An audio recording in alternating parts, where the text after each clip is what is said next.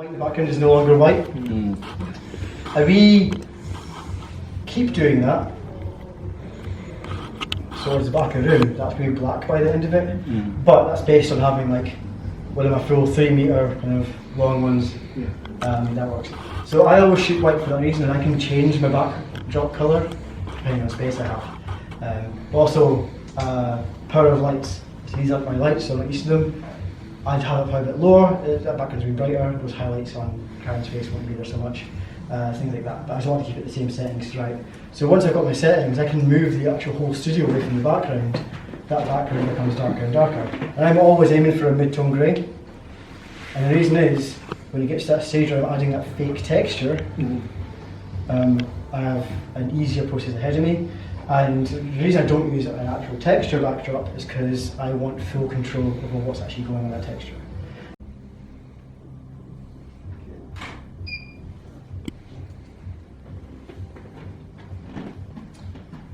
So we're kind of into this, like, its position gives it a nice kind of shadow on the side and thing. And again, ideally we bring our reflector back in and fix up here, but just showing how the umbrella works. It's kind of similar to our kind of beauty dish, but just a wider one. We don't have like the kind of nice gradient here or anything like that. It's quite a flat look. The last video was just total shambles. And I was like, it's okay, I'm doing better than all the kit, and this is actually far worse. They've got line sense there, they've got everything you mentioned. That's probably just shambles. I didn't think we knew that.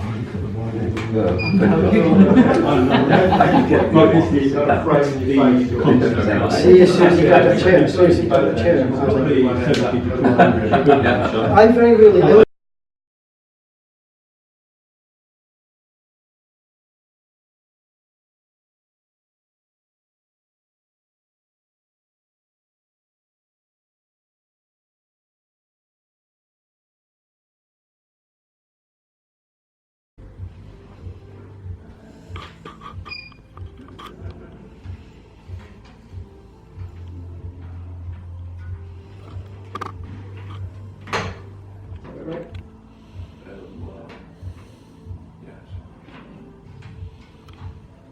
Third light will be a soft box, but probably nicer when this lost property reject.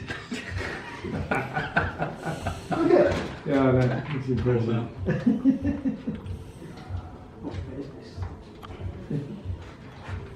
Whoever put this on really put it on.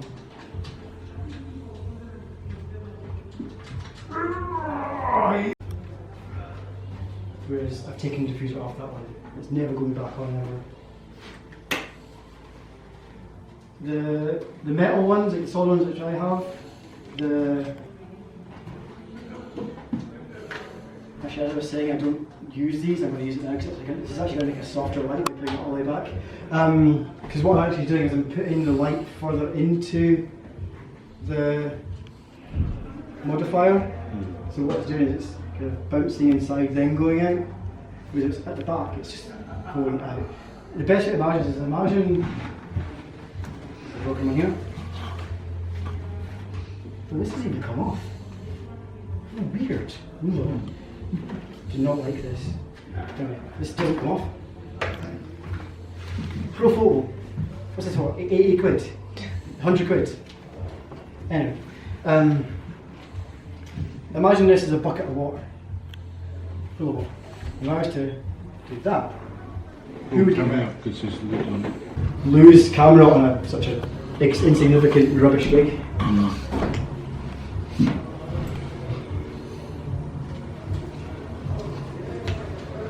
to here, camera detected.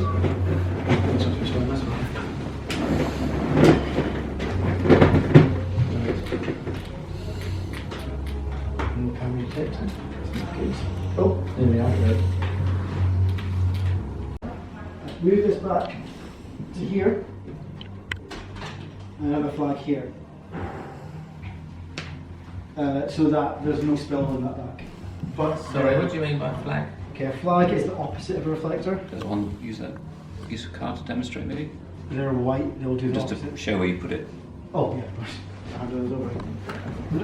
these actual pictures are, yeah, they are. I wondered if they were like just like actually reflector boards, but they are like graphics. That almost could be a flag. It's a flag.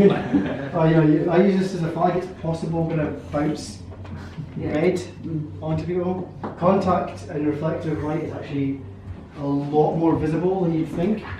It's really strange. But going back to visual effects again, it's strange how these are things you just don't think of until you have to do visual effects. Although if you are working in Photoshop and doing composites, it's something to really think of.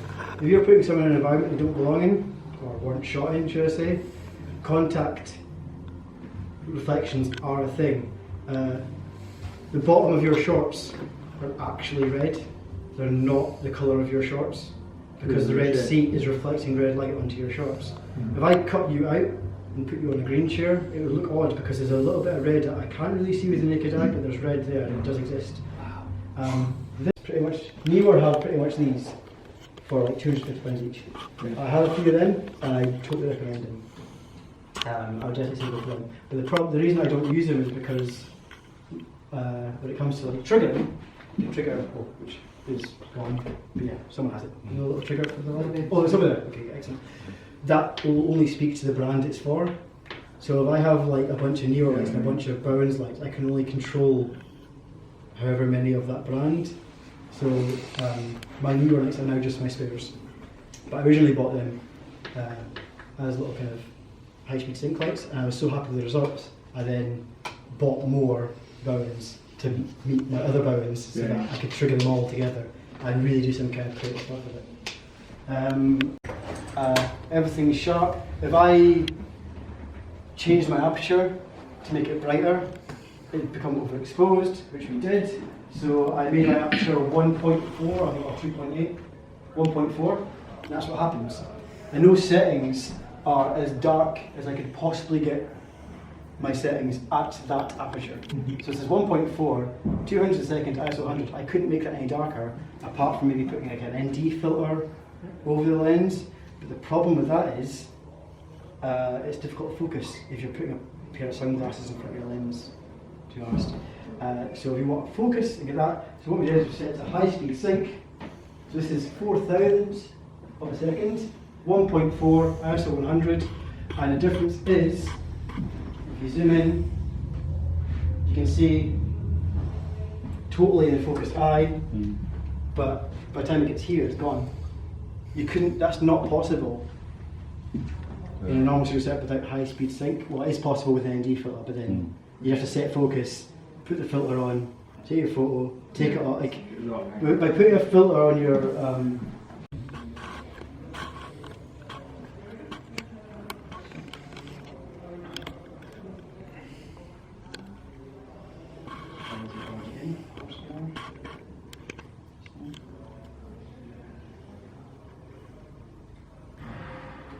and delete a folder.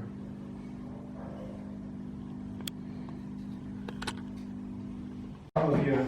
So, and I was gonna, yep, cool. And so, how's the show going? Yep. So, looks like that's really good. Excellent. So, like, well, that's how they break. So, yeah, it's, you're not, these aren't things that take time. Metering would take time. Oh, and so who's going to meet you here? F7, excellent. Oh, perfect shot. Like, that takes time, but just talking away as you're doing stuff. But it's like, but this is one of these kind of things, it is a just no situation where it is like, if you don't have shoots to know why it's too bright, you can just go and fix it as you're going along.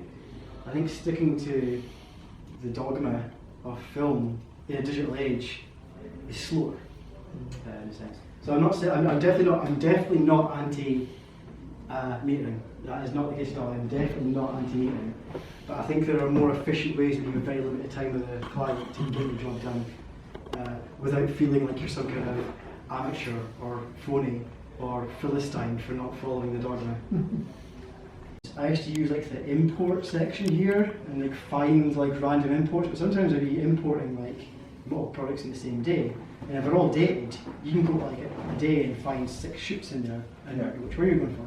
So in that import stage, by clicking that Add to Collection button, I instantly create a designated folder just for the shots of that particular project I want to work on.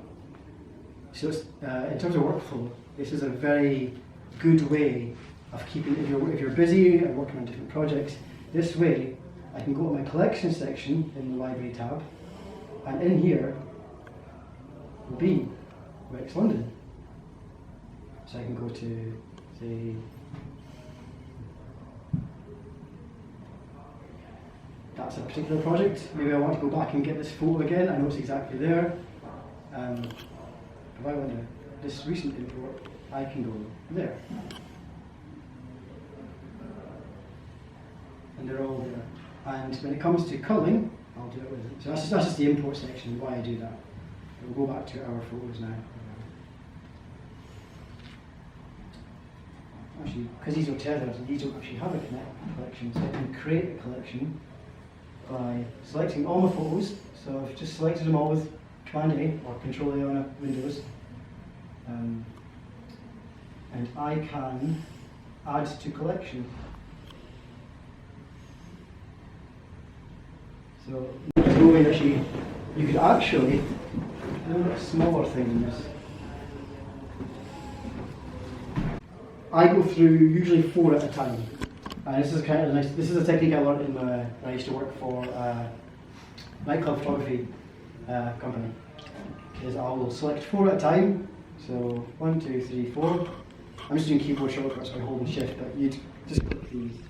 When I get the number N, the letter N for number, I bring up number mode. So anything that's selected will appear in the screen. So rather than view them all at once or 1 at a time, I can choose what I view. So I can just pick 4 at a time. I can go, okay, that one's stem, and they can all go.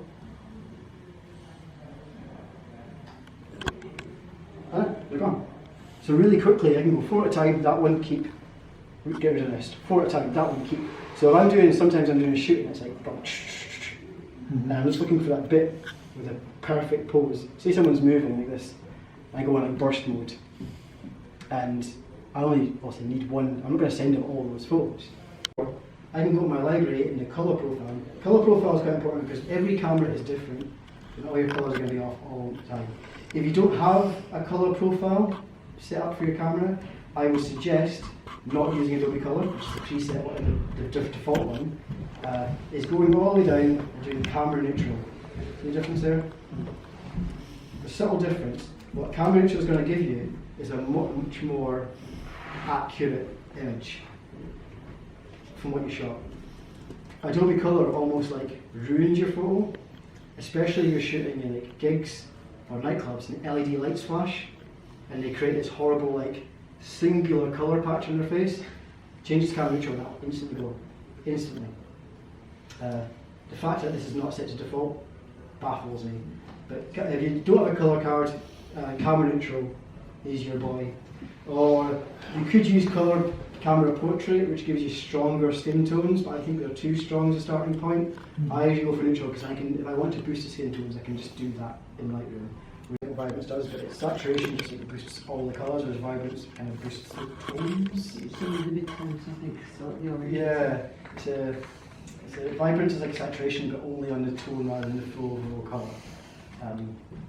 So it's a lot more subtle. So if you're going to boost saturation, vibrance is probably a better option because you can do it very subtly. You can use the tone curve to increase contrast if you want to use that method of doing it, like by boosting the highlights and lowering the shadow areas, or you can retrieve some shadow detail by lifting the end of it, things like that.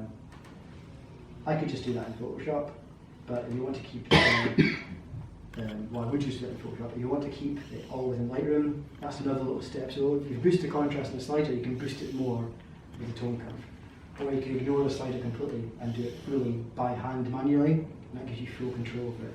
So if you are boosting contrast, I would definitely recommend the tone curve section over just the slider. But you could use both. There's no against that. Hue saturation luminance is a slider I use actually quite a lot when balancing images, and usually it's from the kind of saturation point where I might, using this little target thing, I can pick a colour and bring it down. So if someone has like red patchy skin, I can grab this little target, grab the little red part and bring it down. And you notice it brings down the saturation, but only of those skin tones. Karen doesn't have red patchy skin, so that's not going to show you much, but you can see the white in the background is no longer white. And we keep doing that towards the back of the room. That's going to be black by the end of it, but that's based on having like one of my full 3 metre kind of long ones. That works.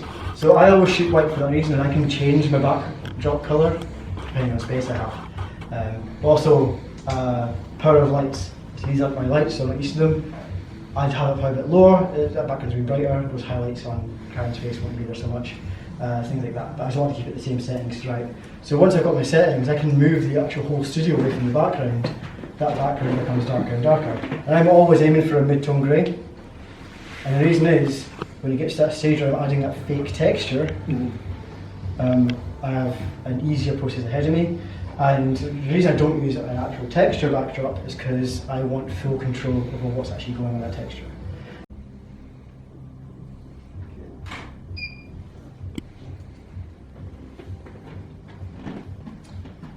So we're kind of into this, like, its position gives it a nice kind of shadow on the side and thing. And again, ideally we bring our reflector back in and things up here, but just showing how the umbrella works. It's kind of similar to a kind of beauty dish, but just a wider one. We don't have like the kind of nice gradient here or anything like that. It's quite a flat look. The last video was just total shambles. And I was like, it's okay, I'm doing better than all the kit, and this is actually far worse. They've got line sense there, they've got everything you mentioned. That's probably just Shambles. I did think we were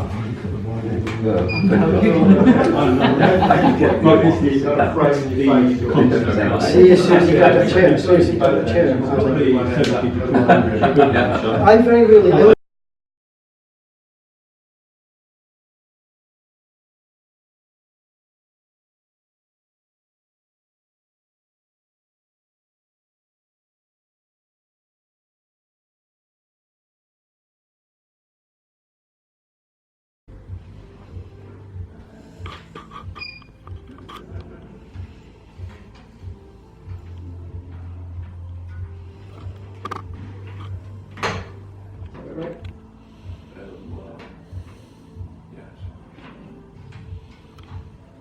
Third light will be a soft box, but probably nicer when this lost property reject.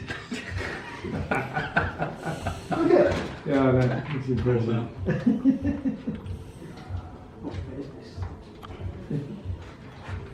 Whoever put this on really put it on.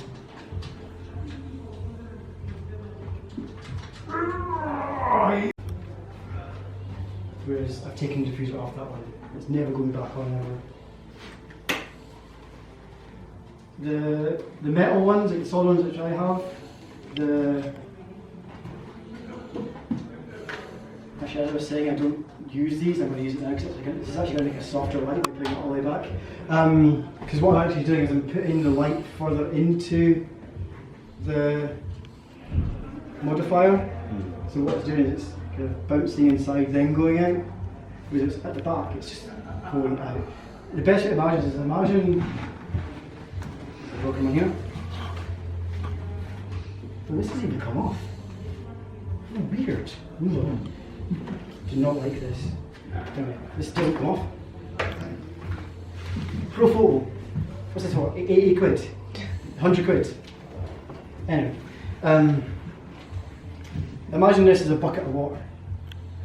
Full of water.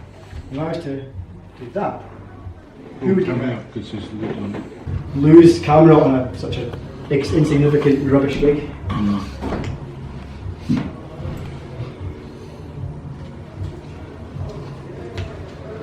to here, camera detected.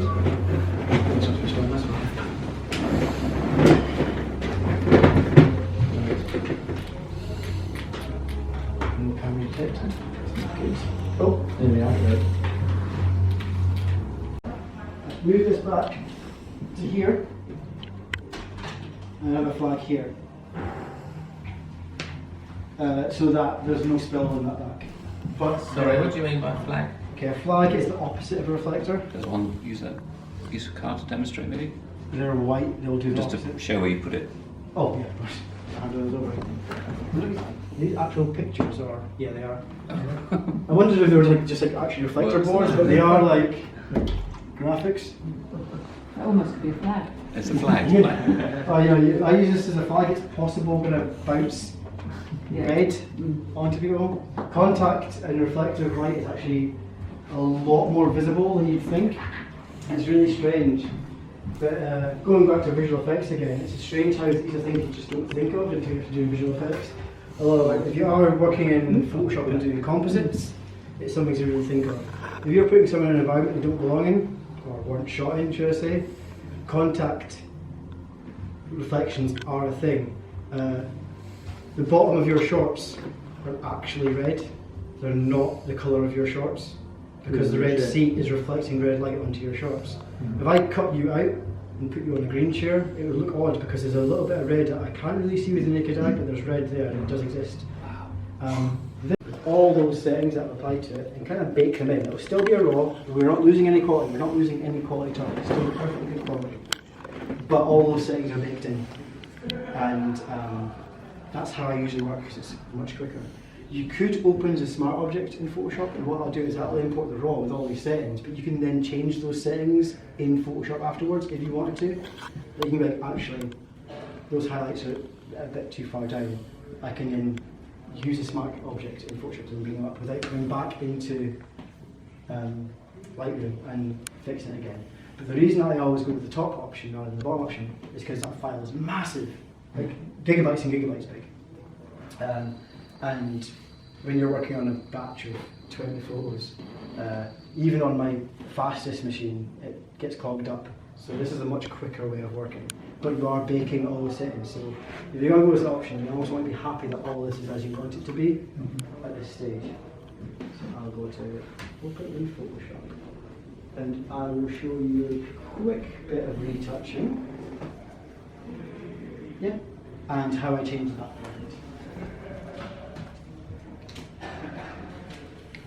So this next bit of retouching, I'm going to go through a whole process. It's going to sound very complicated. Don't worry. It's called the only thing you need to know about this and write down if you want to do this. It's called frequency separation. Very complicated, isn't it? It's complicated. So it's different from a normal brush. A mixer brush is essentially a smudge tool. For example, I'm smudging all that data around like that. I'm just smudging the colours. So now, when I go to the skin, I can just smudge the skin around. I've turned the texture backwards, you can see. So what I'm doing is just smudging the skin texture. So what this does is it evens out all the colour.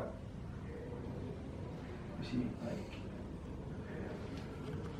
this is going very heavy-handed. I'm doing it on purpose for reasons. So what I'm doing is going to almost Barbie doll Karen's face. And I'm always painting in the shape of the face. I'm not just over the texture layer.